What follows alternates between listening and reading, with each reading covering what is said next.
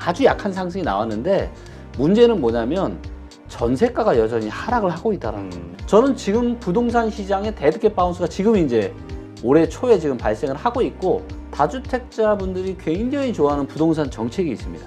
그리고 이게 거의 이제 항상 하락의 끝받이 즈음에 나옵니다. 당연히 사볼 만하죠. 그때는 정말 10년에 한 번 올까 말까 하는 또 절호의 저는 매수 기회라고 생각합니다.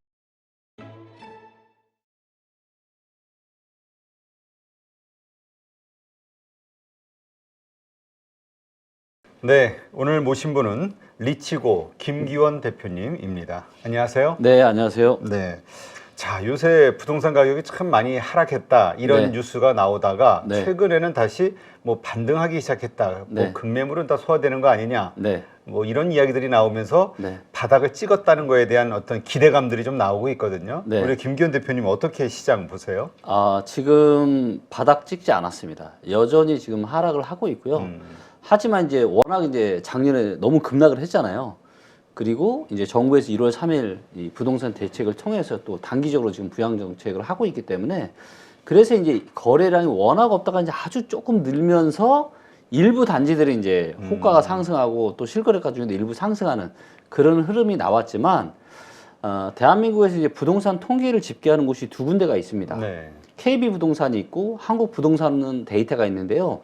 이 두 데이터를 봐도 여전히 지금은 매매 전세가가 다 하락을 하고 있어요. 다 하락을 하고 있고 이제 송파구 같은 경우는 이제 살짝 강보합 아주 약한 상승이 나왔는데 문제는 뭐냐면 전세가가 여전히 하락을 하고 있다는 겁니다.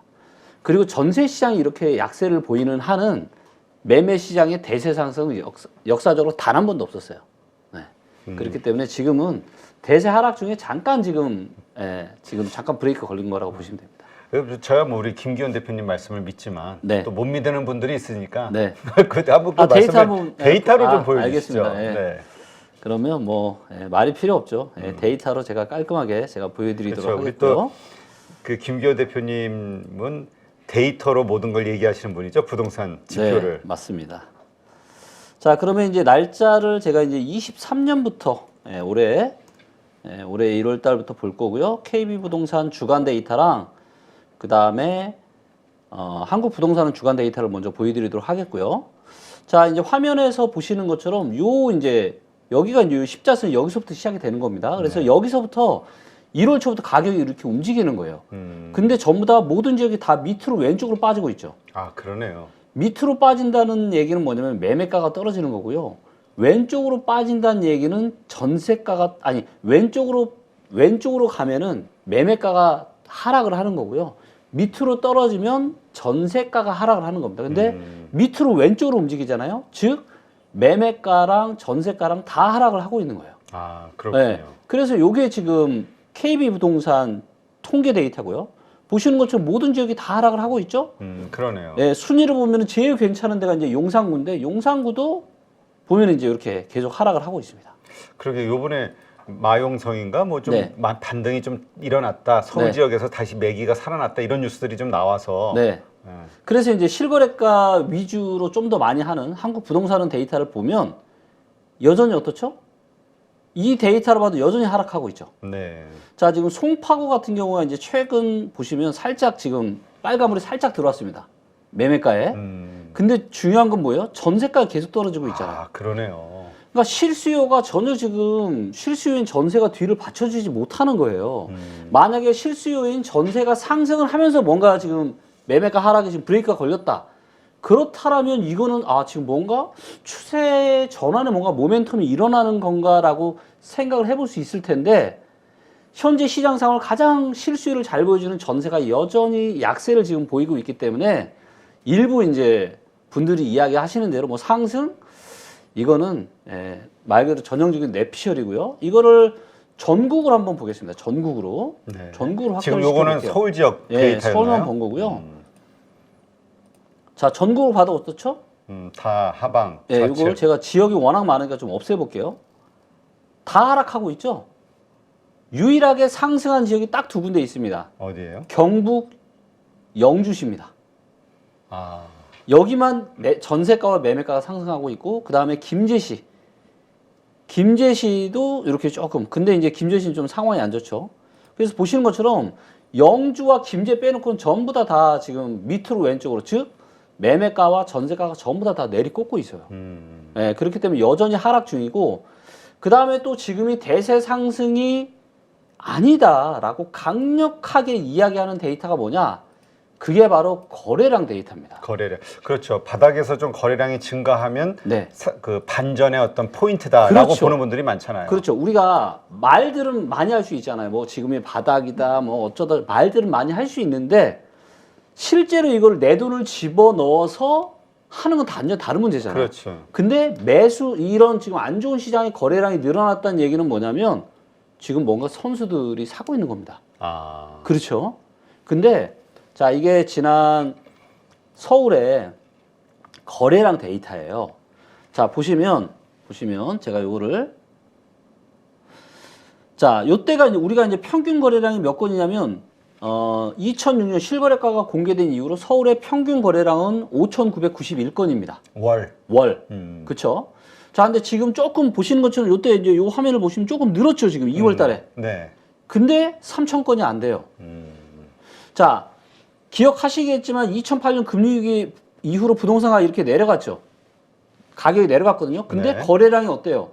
출렁출렁하면서 계속 내려가죠. 그러네요. 예, 그러니까 거래량이 이렇게 출렁출렁하면서 줄어든다는 얘기는 시장의 에너지가 약해지는 거거든요. 근데 이때 보시면 이때서부터 거래량이 늘었죠, 이렇게. 거래량이 늘었죠.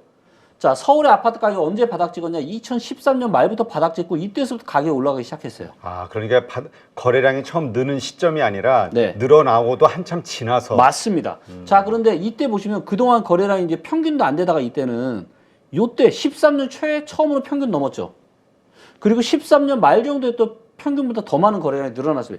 이런 게 나타나야 되는 거죠. 이게 몇 건이냐? 6,000건이 넘어야 됩니다. 그래서 서울 기준으로 지금 이제 말이 아니라 야 진짜 바닥이니까 실제 내 돈을 집어넣어서 사는 이 실거래가 월간 기준으로 6,000건 이상이 최소한 3개월 이상 연속은 나와야 시장이 바닥을 찍은 거다라고 우리가 이야기를 할 수 있는 거지. 지금 보시면 지금 2,500건도 안 되는 이 정도의 거래량은요, 역사적으로 봤을 때도 이거 보시는 것처럼 굉장히 낮은 수준입니다. 낮은 수준이네요. 그렇죠. 이걸 가지고 아주 소수의 거래량을 가지고 올랐느니 내렸느니 이거는 정말 아무 의미가 없는, 여전히 지금은 대세 하락 중에 아주 잠깐, 그것도 정부가 특별보금자리론 기타 등등 1월 3일 정책을 총동원을 해서 이 정도 거래량이 나오는 거죠. 그러니까 이게 가끔 이제 가끔이 아니죠. 이런 이야기들이 신문에 자주 나오다 보니까 네. 사람들이 이게 착시 현상을 일으켜가지고 아이고 지금이 싸게 살 때인가 보다. 집 그렇죠. 없는 분들이나 아니면 뭐 또 투자하시는 분들 네. 여기에 좀 현혹되면 안 되겠네요. 절대로 안 되죠. 아직은 절대 사서는 안 된다. 네, 그러니까 저는 이제 바닥론 얘기를 들으면서 저는 개인적으로 어떤 생각이 드냐면 이제 어떤 자산이든지 대세 상승을 끝나고 내려가다가 잠깐 반등을 주거든요. 이거를 이제 우리가 보통 이제 데드캣 바운스라고 하는데 이게 생기는 이유는 뭐냐면 그 전에 뜨거웠던 상승이 너무 강렬한 거예요, 내리에. 그러다 보니까 야 이거 좀 더 내리다가 다시 이렇게 올라가면 어떡하지라는 사람이 많은 상황인 거죠. 저는 지금 부동산 시장의 데드캣 바운스가 지금 이제 올해 초에 지금 발생을 하고 있고 아마도 올해 중순 지나고 여름 가을로 갈수록 지금과는 사뭇 분위기가 좀 달라지지 않을까. 그러니까 다시 더 하락 쪽으로 맞습니다. 확연하게 드러날 수 있다. 네네. 요즘 그 부동산 공시 가격이 하락했다 해서 또 이제 보유세라든가 이런 거 부담이 좀 주는 거 아니냐 네. 이런 얘기 하시는 분들도 있던데요. 네. 이런 것들이 이런 가격 형성이라든가 이런 거에 뭐 크게 영향을 주는 건 아니죠.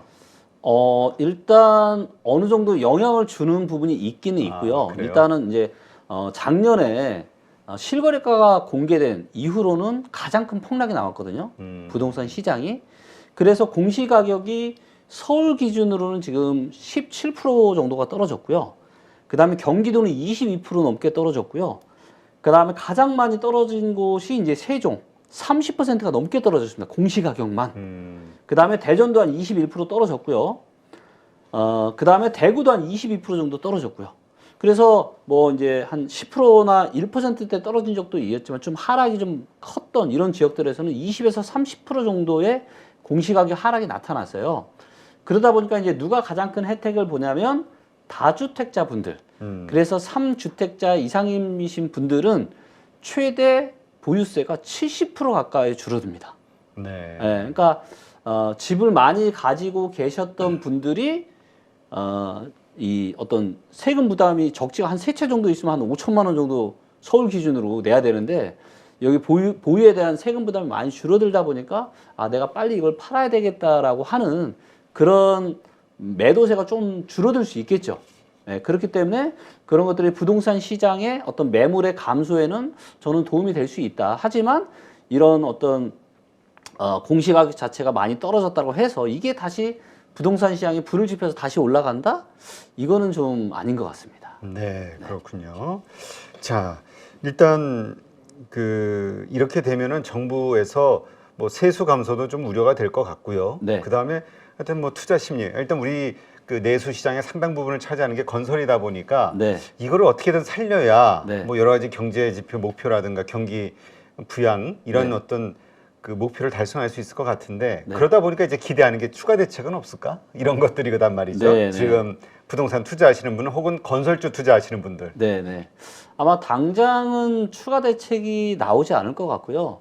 왜냐하면 이제 지금 시장 분위기가 조금 좀 진정이 되는 그리고 다시 좀 올라가는 듯한 이런 흐름이 나오고 있기 때문에 당장은 나오지 않겠지만 아마 올해 뭐 한 가을이나 빠르면 여름, 한 가을 아니면 내년 정도에는 저는 추가적인 대책이 나오지 않을까.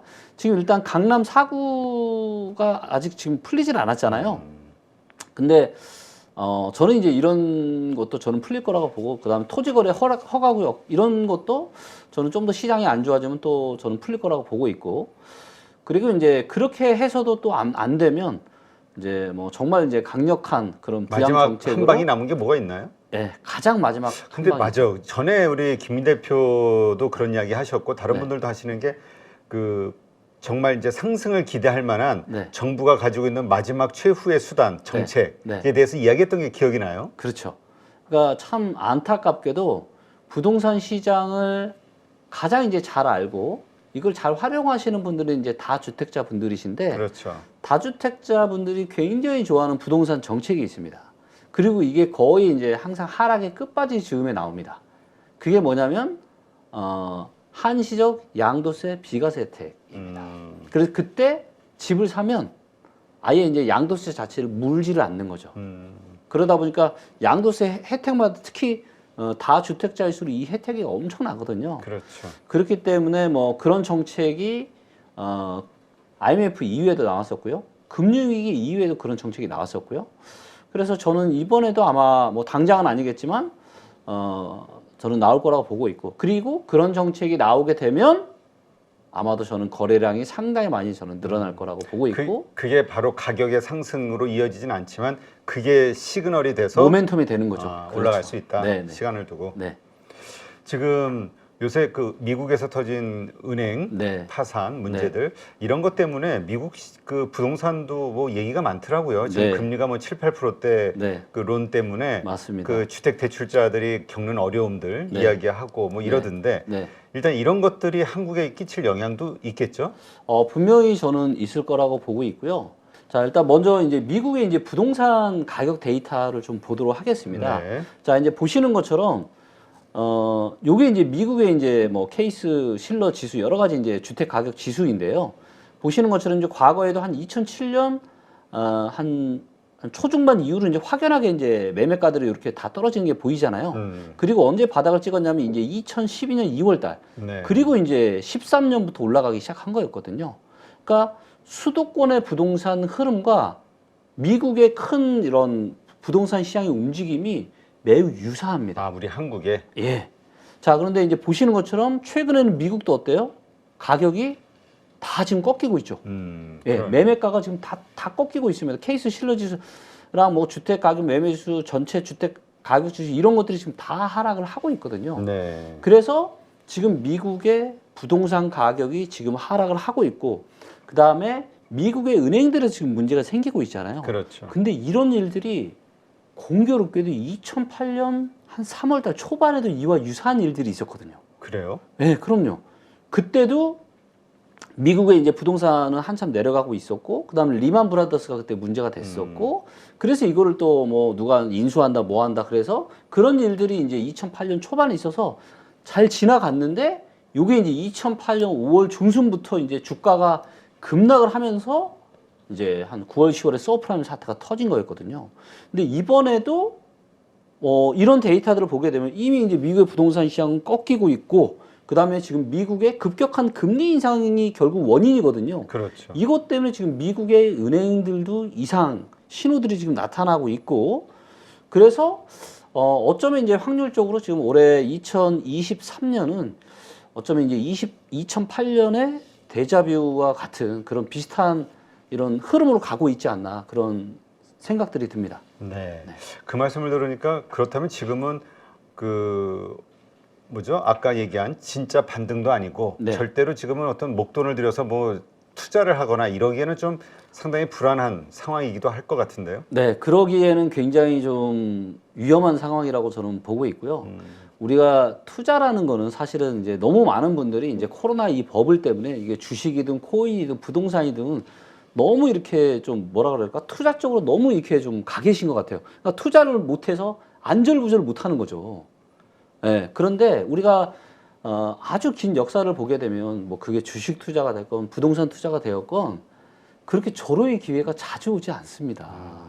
그리고 우리는 절호의 기회만 투자해도 괜찮아요. 예를 들면 제가 이제 어떤 도박이랑 좀 비슷하게 비유를 하자면 포카를 치는데, 이 포카판에서 돈을 가장 많이 잃는 사람이 누구냐면요, 매판 따라 들어가는 사람이에요. 어떻게든 따보겠다고 계속 그 도박판에 끼어드는, 계속 들어가는 이 사람이 결국은 돈을 가장 많이 잃거든요. 그렇기 때문에 사실 일반인들 기준에서는 이게 투자가 절대로 이렇게 함부로 하셔서는 안 되고 절호의 기회만 하셔야 되고, 그러기 위해서는 저는 나만의 투자 원칙이 있어야 된다고 생각합니다. 그래서 그런 투자 원칙들에 근거한다라면 저는 이제 제가 만든 이런 투자 이런 체크리스트들이 있거든요. 이거를 봤을 때 지금은 부동산을 사기에 좋은 그런 데이터가 거의 없어요. 모든 데이터들이 안 좋은 쪽에 있습니다. 그렇기 때문에 지금은 섣불리 이제 부동산 매수를 좀 하시기에는 위험한 상황이고, 무엇보다 지금은 가격 자체가 비싸요. 지금 많은 분들이 이 정도 조정받으면 네. 뭐 한 최고가 대비 뭐 한 30%, 네, 뭐 많은 데는 40%까지 떨어졌으니까 네. 이거면 정말 많이 떨어진 거 아니야? 맞습니다. 이렇게 생각하시는 분들이 있거든요. 맞아요. 네, 많이 떨어진 거 맞습니다. 그렇기 때문에 혹하시는 분들도 저는 꽤 많을 거라고 봐요. 그렇죠. 하지만 많이 떨어지긴 했지만 여전히 저는 더 떨어질 폭이 남아 있다. 그걸 어떻게 알 수 있냐? 예를 들면 이제 사람들의 소득 대비해서, 그다음 주택 구매력 지수 대비해서 여전히 지금은 역사적으로 봤을 때 상당히 상황이 안 좋다라는 거죠. 일단 우리가 이제 소득 대비한 저평가 인덱스만 먼저 좀 봐도, 먼저 서울을 기준으로 말씀을 드리면, 이거는 이제 제가 만든, 그러니까 저희 리치코 팀에서 만들긴 했지만 글로벌하게 주택 시장의 고평가인지 저평가인지를 판단하는데 아주 유용한 사용을 하고 있는 데이터예요. 많이 데이터들이 늘어났네요. 평가표가. 네네. 제가 이거 개발 단계서부터 우리가 봤어가지고. 그렇죠. 네, 맞습니다. 그때 정말 그 궁금했던 게, 제가 그래서 그때 자주 질문했던 게 네. 미국하고 이렇게 한국하고 좀 비교할 수 없냐. 네네. 근데 이게 나왔군요. 네네. 근데 요 데이터가 이제 소득 대비해서 서울의 집값이 얼마나 비싼지 싼지를 보여주는 데이터인데, 네. 2008년이 이때가 7년 8년이 고점이었어요. 근데 이때가 한 18점 한 3, 4 정도 됐거든요. 네. 근데 저점이 언제였냐면 2014년, 15년 이때가 저점이었는데 12.8 정도 됐어요. 근데 지금 많이 떨어졌잖아요. 네. 근데 얼마냐면 24예요. 아직도 많이. 24. 가장 낮았을 때가 12점, 13 정도. 그러니까 지금부터도 거의 한 40% 정도 떨어져야 돼. 이것만 놓고 보면. 저 지표만 놓고 보면. 그렇죠. 소득 대비로 봤을 때. 네. 그러니까 많은 분들이 21년 고점이랑 비교를 하니까 싸 보이는데, 제가 자주 말씀드리지만 21년의 가격은 머릿속에서 완전 지워야 돼요. 왜냐하면 원래대로라면, 코로나가 없었다라면 그렇게 엄청난 유동성과 초저금리를 만들지 않았겠죠. 그리고 임대차 3법도 없었을 겁니다. 근데 임대차 3법이 2007년, 2020년 7월 말에 통과가 되면서 전세가가 급등을 했고, 그러다 보니까 매물가가 또 폭등을 해버린 거예요. 그래서 말도 못해, 원래대로라면 이 정도만 올랐어야 되는데 말도 못해 이 가격까지 올라간 거예요. 근데 지금은 이 말도 못해 이 거품이 꺼진 정도거든요, 지금은. 네. 그렇기 때문에 이제부터에 나타나는 하락이 진짜 하락입니다. 이제부터. 그동안은 말도 못한 거품 정도가 없어진 거고. 아, 그러니까 정상화 과정이었고 네. 이제 정상화 과정에서 이러저러한 이유들로 네. 다시 떨어지는 그렇죠. 사람들의 어떤 소득이나 대출을 끌어다가 집을 살 수 있는 여력이나 이런 본질적인 가치 대비하면 여전히 지역에 따라서 20에서 40% 정도의 거품이 껴 있어요. 지금 현재도. 지금 현재. 그래서 저는 또 한 번의 지금 하락이 남아 있을 가능성이 아주 높다. 그리고 그런 하락이 나타나면 일단 저는 절대 안 살 겁니다. 아, 그렇게 떨어졌음에도 불구하고. 아니요. 그러니까 앞으로 더 떨어지면 사겠죠. 하지만 지금 정도의 가격 수준은 제가 보는 데이터로는 전혀 매력적인 데이터가 하나도 없거든요. 아, 그러니까 지금 시점에서는 살 이유가 없다. 네. 근데 말씀하신 대로 20에서 40의 추가 거품이 하락이 된다면 네. 그때는 사볼 만하다? 그때는 당연히 사볼 만하죠. 그때는 정말 10년에 한 번 올까 말까 하는 또 절호의 저는 매수 기회라고 생각합니다. 근데 그러한 모든 거의 전제는 2008년 금융위기 때처럼 네. 앞으로 뭔가 그런 위기 상황이 벌어진다라는 게 전제가 되는 건가요? 아니면 이거 없이도 그렇게 될 수 있다는 건가요? 이거 없이도 그렇게 될 가능성이 높습니다. 만약에 혹시라도 정말 만에 하나 혹시라도 2023년이 2008년과 같은 이런 유사한 흐름으로 간다. 그러면 이제 올해 뭐 여름 가을부터 주식이나 부동산이 폭락을 할 거잖아요. 그렇게 된다라면 올해 말이나 내년 초에 엄청난 매수기가 올 겁니다. 하지만 이런 시나리오가 되지 않을 수도 있겠죠. 그렇다면 이제 부동산 가격이 이제 서서히 신압으로 이렇게 완만한 하락을 하게 될 거고, 그렇다면 반등의 시기는 더 늦춰지겠죠. 네. 네. 그렇군요. 하여튼 요건 이제 데이터를 가지고 말씀하시는 거니까 물론 네. 여기에는 그 여러 가지 가변수들 네. 뭐 정부나 중앙은행들의 여러 가지 정책이라든가 이런저런 거에 따라서 심리라든가 시장 상황이 바뀔 수 있다. 네. 그럼 그것도 이제 또 바뀌어질 수 있는 네, 거겠죠. 맞습니다. 데이터는 뭐 매일 바뀌는 데이터도 있고 주간 현재의 월간. 시점에서 맞습니다. 나온 현재 시점에서. 조건으로만 봤을 때는 네, 네. 이런 데이터가 나온다. 네. 네, 알겠습니다.